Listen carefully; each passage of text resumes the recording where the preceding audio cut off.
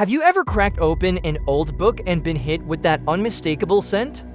That musty, sweet aroma that instantly transports you to a world of dusty libraries and forgotten stories? Well, get ready to dive nose first into the fascinating world of old book smell. You might think it's just dust and age, but there's actually a complex chemical process behind that intoxicating scent. It's a heady mix of science, history, and nostalgia that's been captivating book lovers for centuries. So why do old books smell so good? The answer lies in the very pages themselves. As books age, the chemical compounds in the paper, ink, and binding materials break down and release volatile organic compounds, or VOCs. These VOCs are what create that distinct old book smell we know and love. But it's not just one smell we're talking about here. The scent of an old book is actually a symphony of different aromas. There's the sweet smell of vanilla from the lignin in the paper, the almond-like scent from benzaldehyde, and even a hint of grass from the paper's cellulose breaking down. And here's where it gets really interesting. The smell can actually tell us a lot about a book's history. Different materials used in different eras produce unique scents. So a book from the 18th century might smell different from one printed in the 1950s. But why do we find this smell so appealing? Well, it turns out our brains are wired to associate smells with memories and emotions. That old book smell might remind you of cozy afternoons in your grandparents' library or exciting trips to used bookstores. It's a scent that's deeply tied to our love of reading and discovery.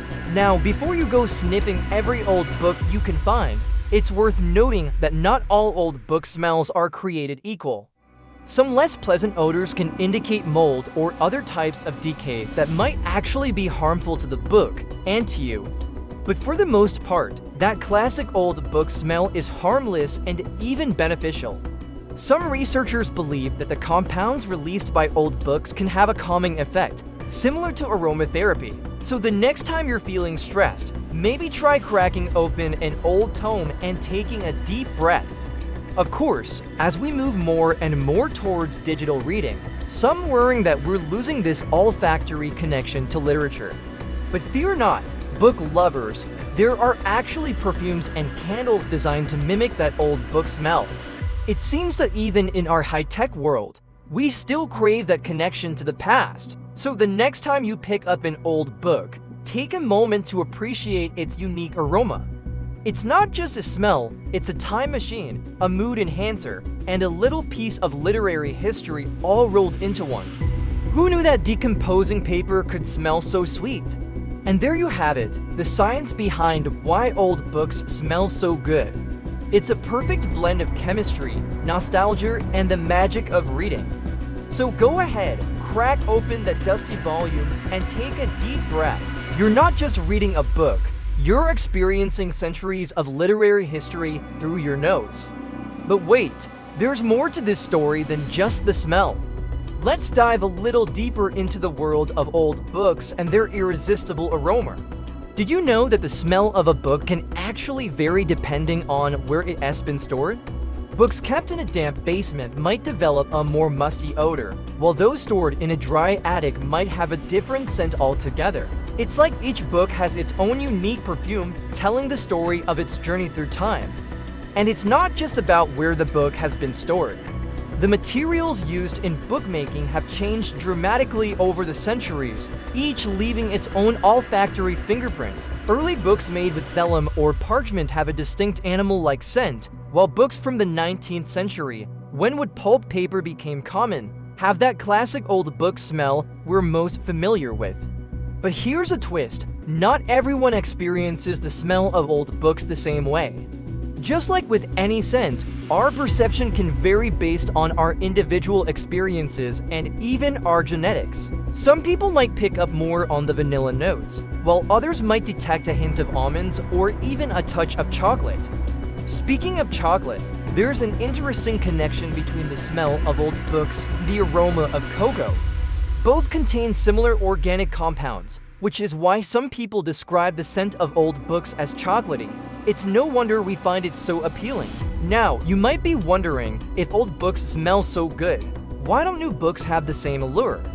Well, new books do have their own scent, but it's quite different.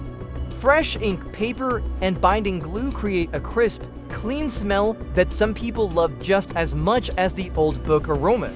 But it's the aging process that creates that complex, layered scent we associate with old books. Interestingly, the smell of old books isn't just a pleasant side effect of aging, it can actually be useful.